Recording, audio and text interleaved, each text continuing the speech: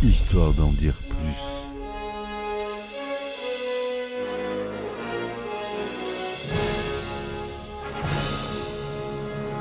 Eh ben attendez, on est en France. Allez, cul sec. Hop.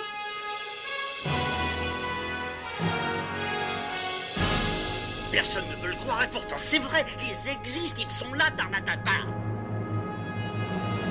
Le glow. Il faut qu'on pète.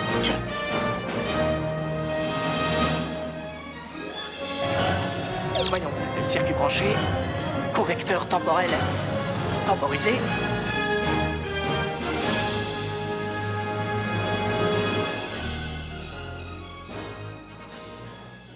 Bonjour, bienvenue sur Histoire d'en dire plus.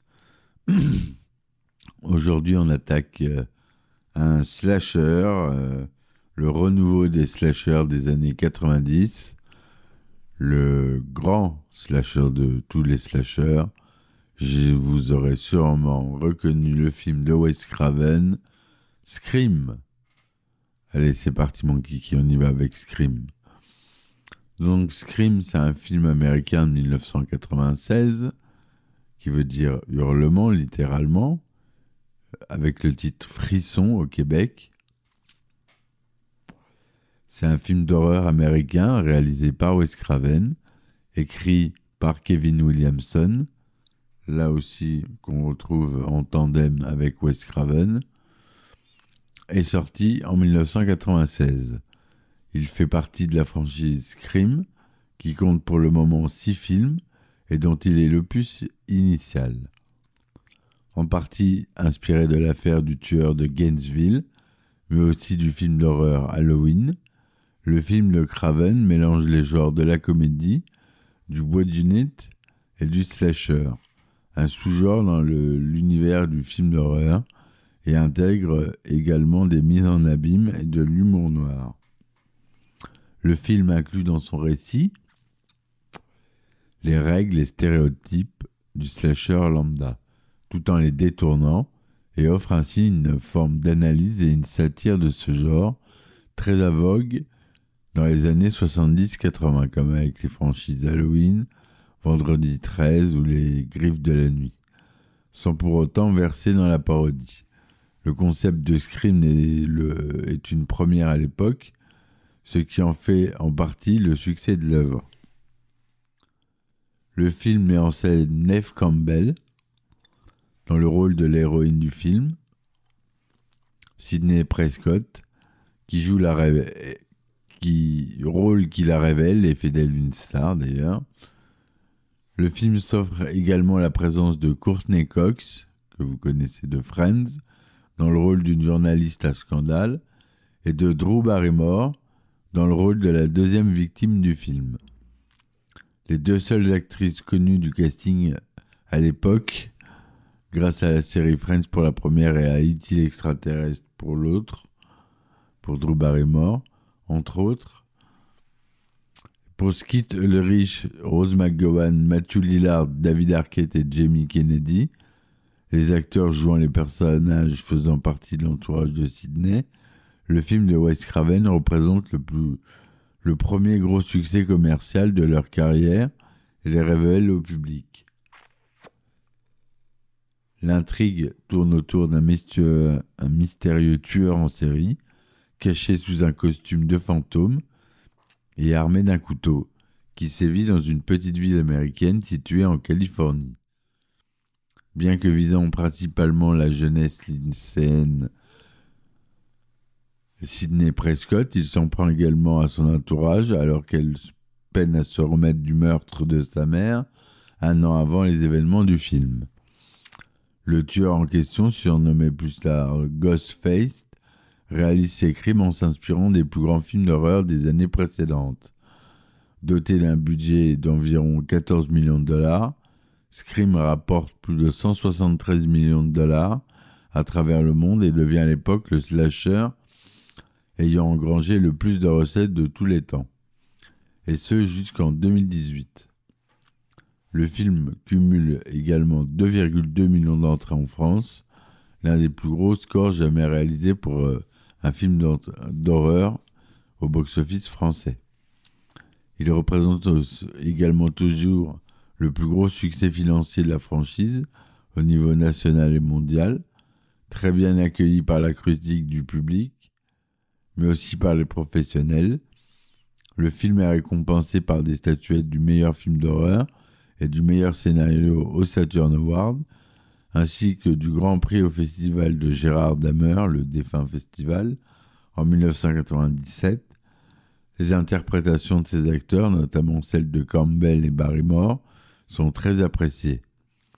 Scream marque un véritable tournant dans le cinéma de genre durant la fin des années 90. Son scénario original, au moment de sa sortie, révolutionne le style du slasher.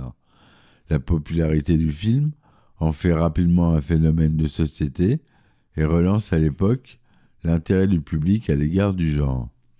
Le film fait également parler de lui pour des crimes réalisés par des individus s'étant inspirés du film, ce qui lance à l'époque le débat sur l'influence de la violence au cinéma ou dans les médias en général. En parallèle, la scène d'ouverture du film devient culte et Ghostface devient une icône du cinéma d'horreur. Ce succès est d'une telle ampleur que le film connaît également, on l'a dit, 5 suites sorties entre 1997 et 2023, une série télévisée du même nom, plusieurs parodies comme Scary Movie en 2000, il y aura 4 Scary Movie je crois, et relance à lui seul une vague de nouveaux slashers, plus communément surnommé Néo-Slasher entre 1997 et 2002.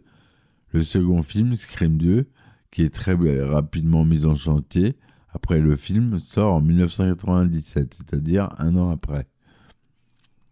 Le film dure 111 minutes. Le synopsis. Un soir, Casey Baker, qui est jouée par Drew Barrymore, est seule chez elle alors qu'elle s'apprête à regarder un film d'horreur avec son petit ami. Alors qu'elle se prépare du popcorn, un homme lui donne un premier coup de fil. Peu à peu, la jeune fille et son interlocuteur sympathisent, jusqu'à ce qu'il lui demande son nom et prétexte de vouloir savoir l'identité de la jeune fille qui l'observe. Puis il se met à la harceler d'appels terrifiants et menaçants durant la soirée. Il lui présente alors son petit ami, Steven Horse, qui est joué par Kevin Patrick Walls, attaché et bâillonné dehors sur l'une des chaises de jardin. L'individu soumet à Casey un jeu. Des questions sur les films d'horreur permettront à Steve de vivre ou non. Le sort de ces derniers repose sur les épaules de Casey qui doit correctement répondre à toutes les questions pour sauver la vie de son petit ami. Malheureusement, la jeune fille finit par se tromper sur l'une des questions et condamne malgré elle le jeune homme à mort par éventration. Le tueur finit par se dévoiler. Il porte un déguisement noir et un masque blanc ressemblant à un fantôme. Il s'en prend à Casey en l'attaquant dans le jardin alors qu'elle tente de fuir, alors même que les parents de la jeune fille rentrent de leur soirée et ne sont à quelques mètres d'elle. Malheureusement, Casey est incapable de pouvoir crier après que le tueur a essayé de l'étrangler. Le tueur la poignarde à plusieurs reprises alors même que ses parents l'entendent agoniser grâce au second téléphone de la maison. Lorsque la ligne se coupe et qu'ils ne peuvent plus appeler la police, le père de Casey envoie sa femme chercher du secours chez les voisins, mais lorsqu'elle sort, la mère de Casey hurle de terreur et s'effondre lorsqu'elle voit le corps de Casey éventré et pendu à un arbre. Quelques instants plus tard, Sidney Prescott, qui est jouée par Neve Campbell, est seule dans sa chambre, mais elle est rejointe par Billy Loomis, qui est joué par Skeet Ulrich, qui entre par la fenêtre. Ils sont presque surpris par le père de Sidney, Neil Prescott, qui est joué par Laurence H., qui annonce à Sidney son départ hors de la ville. Avec l'intention de coucher avec elle, Billy se rapproche de la jeune femme, mais Sidney le repousse et n'est toujours pas prête à perdre sa virginité, ce qui représente d'ailleurs un souci dans leur couple. Le lendemain, la ville est sans dessus dessous.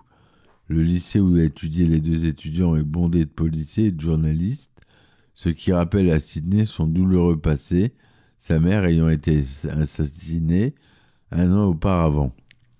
Elle et le reste des étudiants Woodsboro High sont appelés dans le bureau du proviseur Embry, joué par Henry Winkler, un à un, pour une série de questions à propos de Casey, chaque personne étant considérée comme potentiellement suspecte. Puis Sydney retrouve son petit ami, sa meilleure amie, Tatum Riley, qui est jouée par Rose McGowan, et ses amis Stuart Matcher, qui est joué par Matthew Lillard, également petit ami de Tatum et ancien petit ami de Casey, et Randy Mix, qui est joué par Jamie Kennedy, qui est secrètement amoureux de Sydney et fanatique de films d'horreur. Ensemble, ils analysent la situation tout en essayant de comprendre le mobile et l'identité du tueur. À la fin de la journée, Sydney, encore abasourdie par le drame, rentre chez elle et passe le début de la soirée seule, en attendant que Tatum vienne la chercher pour passer le week-end avec elle, son père étant parti pour un voyage d'affaires. Cependant, très vite, le téléphone sonne et au bout du fil, la voix de l'homme qui avait harcelé Casey la veille commence à lui parler. Mais elle ne se sent pas d'abord menacée, puisqu'elle pense à une mauvaise blague que Randy lui fait. Après une discussion houleuse dans laquelle il nargue Sydney sur le destin tragique de sa mère, il sort d'un placard dans la maison et attaque Sydney. Mais cette dernière réussit toutefois à se barricader dans sa chambre et appelle la police. Au même moment, Billy fait éruption dans la chambre par la fenêtre pour la rassurer. Toutefois, lorsqu'il fait tomber son téléphone, Sydney, prise de panique, le prend pour l'homme qui vient de l'harceler au téléphone et s'enfuit avant de tomber sur Dewey Riley, David Arquette, le frère de Tatum, adjoint du shérif. Au poste, Billy est placé en garde à vue en attendant que les relevés des communications de son portable soient lus. Dewey n'obtient pas la moindre information sur le père de Sydney, Neil, qui n'apparaît sur aucune liste de passagers sur un vol récent. À l'extérieur du commissariat, Sydney et Tatum sont confrontés à la Gail Weathers, Courtney Cox, journaliste à scandale, très ambitieuse et auto-centrée. En fin de soirée, le tueur contacte Sydney chez Tatum. Elle lui explique que Billy est innocent et qu'il est toujours donc en liberté. Là, je ne raconte pas la suite de l'histoire, je vous laisse regarder le film si vous ne l'avez pas vu. Je m'arrête là exprès. Ce film, il est vraiment prenant et c'est pour ça que je ne veux pas vous révéler, pour ceux qui ne l'ont pas vu, je fais une exception, ce film, pour que vous puissiez profiter de tous les twists qu'il puisse avoir. Donc les différents personnages sont pris. Sydney Prescott, une jeune étudiante qui se remet encore difficilement du meurtre de sa mère, un an avant les événements relatés dans le film, entourée de ses amis et de son petit ami. Elle vit à Woodsboro avec son père, Neil Prescott, qui est continuellement en voyage d'affaires. Dewey Riley, le frère de Tatum, est également adjoint du shérif de Woodsboro. Il est considéré comme un grand enfant par David Arquette et un personnage assez doux, ce qui le rend attachant. Voilà pour les personnages principaux. C'est produit par Woods Entertainment. On l'a dit, l'estimation du budget était de 14 millions de dollars. C'est tourné en couleur, 35 mm, 2/35e, son Dolby Digital. Il est sorti le 20 décembre 1996 aux États-Unis. Et en France, il a fallu attendre le 16 juillet 1997. Interdit au moins 17 ans aux États-Unis, non accompagné d'un adulte. Interdit au moins de 16 ans lors de sa sortie en salle, en France, mais réévalué en interdit au moins de 12 ans, le 29 décembre 1998. Ça dure presque un an après, plus d'un an après. Peu de temps après le massacre de Gainesville, un lieu universitaire où le tueur en série Danny Rolling a assassiné plusieurs personnes, Kevin Williamson, le scénariste, est effrayé lorsqu'il découvre l'une de ses fenêtres de sa maison ouverte et pense immédiatement à une intrusion dans sa maison, ce qui l'influence pour la jeunesse dans son script. L'idée du jeune scénariste est de rédiger un récit de 18 pages sur l'histoire d'une jeune fille seule dans sa maison, traquée au téléphone, puis attaquée par un tueur portant un masque. Il veut que ce scénario soit original, très satirique et ancré dans la réalité pour qu'il fasse vrai. Ce qui est projet qui est développé sous le titre Scary Movie, ce qui est assez ironique, film effrayant par Williamson, qui était à l'époque un jeune scénariste débutant. Cette histoire reste ensuite au stade d'ébauche puisque Williamson travaille alors sur un autre scénario, celui de Mrs. Tingle, qui finira par être vendu après être resté très longtemps en développement. En 1994, Kevin Williamson se retire et reste seul à Palm Springs pour se focaliser sur le scénario de Scary Movie en espérant pouvoir vendre le script pour répondre à des problèmes financiers. Pendant 3 jours, Williamson rédige un long script de plusieurs pages, puis 2 autres séparés en blocs de 5 pages, chacun pour créer 2 autres suites, Scary Movie 2 et Scary Movie 3. Il espère alors attirer des acheteurs en vendant les mérites non pas d'un film mais d'une trilogie. Kevin Williamson dépose le script à son agent, Rob Paris, pour le mettre en vente, mais ne reçoit pas d'offre directement. Paris met alors en garde Williamson sur l'étendue du gore et de la violence présente dans le scénario, qui pourrait rendre le script difficile à vendre. Il faut attendre le lundi suivant pour que le script devienne l'objet d'une guerre des enchères parmi de grands studios comme la Paramount, Universal Pictures, Morgan Creek Productions. La productrice Cathy Conrad lit le script et juge que c'est exactement ce que les frères Weinstein et la Dimension Film et une partie de Miramax recherchent. Puis apporte le script à l'assistant de Bob Weinstein, Robert Potter. Estimant que le script a du potentiel, il apporte à son tour le scénario à Weinstein. Le prix du script baisse après avoir été augmenté auparavant. Les 2 derniers acheteurs potentiels sont alors Oliver Stone, qui travaille pour Synergy Pictures, et les frères Weinstein de la Dimension Film. Williamson accepte une offre de $400 000 de Miramax, plus un contrat pour 2 suites et un éventuel 4e film. Le scénariste avoue avoir choisi Dimension Film parce qu'il savait que la société produirait Scary Movie au plus vite sans en censurer trop de violence présente dans le script. Wes Craven, quant à lui, lit le scénario avant d'être engagé dans la production. Il envisage de faire acheter le script par le studio pour ensuite le diriger, mais seulement quand il lut le scénario. Celui-ci avait déjà été vendu. Bob Weinstein approche Wes Craven dès la mise en place du projet, et après avoir vu ses précédents films, Weinstein est persuadé que Wes Craven est le personnage idéal pour porter à l'écran le scénario de Williamson, qui mélange comédie et horreur. À ce moment-là, Craven est en plein développement d'un remake de La Maison du Diable, mais songe à s'éloigner du genre de l'horreur. Il commençait à se lasser d'un genre dans lequel il était resté ancré depuis des années. Weinstein approche d'autres réalisateurs, comme Robert Rodriguez, Danny Boyle, George Romero et Sam Raimi.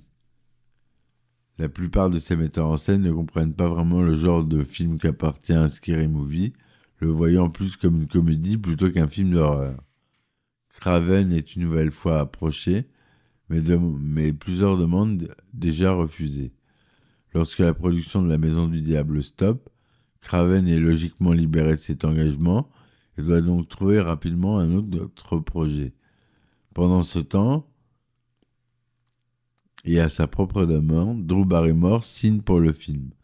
Lors d'une session d'autographe, un jeune garçon dit à Wes Craven qu'il a regardé tous ses films et les a adorés, mais que ses projets récents n'étaient plus aussi percutants que les anciens. L'enfant lui dit qu'il devrait réaliser un nouveau film avec beaucoup plus d'ambition. De plus, quand Craven est informé qu'une actrice connue et aimée du public en la personne de Barrymore avait demandé à faire partie du projet, il estime que Scary Movie doit être différent des autres films du genre sur lesquels il avait déjà travaillé. Il contacte Weinstein pour finalement accepter l'offre. Le casting de Scream marque un tournant dans l'histoire des films d'horreur, ces derniers mettant souvent en scène des acteurs jusqu'alors peu connus ni expérimentés, ce genre de film étant considéré comme inadapté au grand nom du cinéma, les budgets étant très bas et les critiques souvent négatives. Drew Barrymore s'intéresse au projet après sa lecture du script de Williamson, qu'elle juge très bon. Elle est à l'époque connue entre autres pour son rôle dans E.T. en 1982. Barrymore approche la production d'elle-même pour obtenir un rôle, tandis que les producteurs profitent de cet intérêt inattendu et lui offrent le rôle de Sidney Prescott. La participation de celle-ci au projet est supposée attirer d'autres acteurs populaires vers le film malgré son faible budget. C'est aussi grâce à cette participation que Wes Craven reconsidère ses décisions pour réaliser le film, comme on l'a dit. 5 semaines avant le début du tournage, Barrymore est confrontée à des engagements inattendus sur d'autres tournages.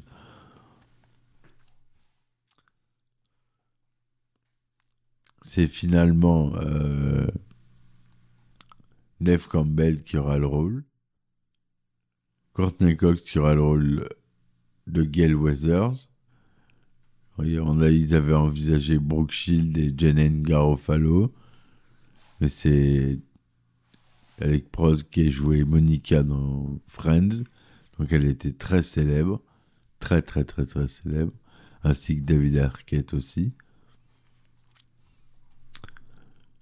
Le tournage se déroule sur une période de 8 semaines entre le 15 avril et le 8 juin 1996, avec 15 millions de dollars de budget. Les frères Weinstein veulent tourner le film à Vancouver au Canada, sous prétexte qu'ils peuvent économiser $1 million comparé à un tournage aux États-Unis. Mais Wes Craven est catégorique sur le lieu de tournage qu'il veut réaliser aux États-Unis, puisqu'il souhaite un film qu'il fasse vraiment américain, si bien qu'il songea à se retirer de projet avant que les frères Weinstein ne décident de garder la production sur le territoire américain. La Caroline du Nord est alors une possibilité de repérage pour l'équipe, avant qu'ils ne se rendent compte que les sites trouvés nécessitent pour le tournage la construction de vastes bâtiments, ainsi que des réparations et modifications qui ajouteraient des frais bien trop élevés. Pour ce qui est du lycée de Woodsboro, Craven désire un bâtiment qui fasse américain, et les producteurs se retournent très vite vers le lycée Santa Rosa High School. La commission scolaire insiste pour faire lire le script et s'oppose très vite à celui-ci en cause de la violence contre les adolescents et les dialogues sombres incluant ceux du professeur viseur fictif du film. Les journaux locaux critiquent également le projet. Les parents d'élèves s'opposent au tournage du film dans l'enceinte du lycée au cours d'un meeting. Ces oppositions sont dues à la violence du film, qui rappelle l'enlèvement et l'assassinat de Polly Klaas 3 ans auparavant. Les producteurs reçoivent tout de même le soutien de certains élèves de l'école, mais aussi des résidents locaux qui reconnaissent que des avantages économiques peuvent être générés grâce au tournage. D'autres plaident pour les droits du premier amendement du film. Le différend entraîne plus tard un débat de 3 heures qui se déroule le 16 avril, un jour après le début du tournage initialement prévu. Ne voulant pas être retardé, Craven commence le tournage du film, comme prévu, la veille. Voilà ce que je voulais vous dire sur ce film, dont les effets spéciaux sont réalisés par l'équipe de chez KNB Effect, pour tous ces effets de mort fun et rigolotes. Plus de 50 gallons de faux sang ont été utilisés par KNB. C'était composé de sirop de maïs et de colorants alimentaires. 200 litres de faux sang.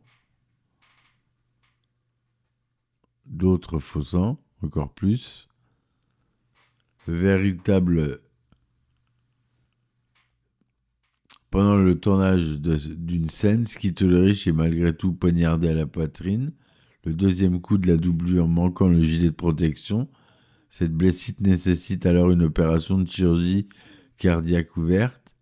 La véritable douleur de l'acteur est capturée pendant le tournage et utilisée dans le montage final de Scream. Par ailleurs, le modèle de couteau utilisé par le tueur du film est un Buck 120. Voilà mes amis, j'espère que cette chronique vous aura plu. N'hésitez pas à revoir ce film s'il vous a plu et voyez-le si vous ne l'avez pas vu. Il est noté 65% sur Metacritic, 5 étoiles sur Allociné, ce qui est très rare, 81% sur Rotten Tomatoes. C'est pour vous dire qu'il a atteint vraiment le statut de film culte. Donc un bon conseil, ressortez votre édition DVD si vous ne l'avez pas encore. J'ai pas trouvé de version 4K, mais elle doit sûrement exister. Je ne l'ai pas dans ma collection, mais je l'ai vu récemment sur une plateforme de streaming. Je vous remercie de m'avoir écouté. À très vite. Supportez-moi sur mes différentes plateformes telles que Tipeee, Ulule, Patreon pour des épisodes inédits avec un petit abonnement à 2 € par mois. Vous avez le droit à beaucoup plus d'épisodes et surtout des anecdotes de tournage inédites, des répliques de films, de ma concoction. Donc voilà, merci encore, à plus et ciao ciao. Histoire d'en dire plus.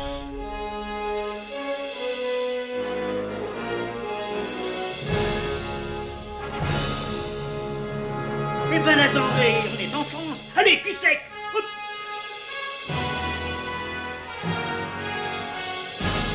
Personne ne veut le croire et pourtant c'est vrai. Ils existent, ils sont là, Tarnatata. No. Il faut qu'on pète.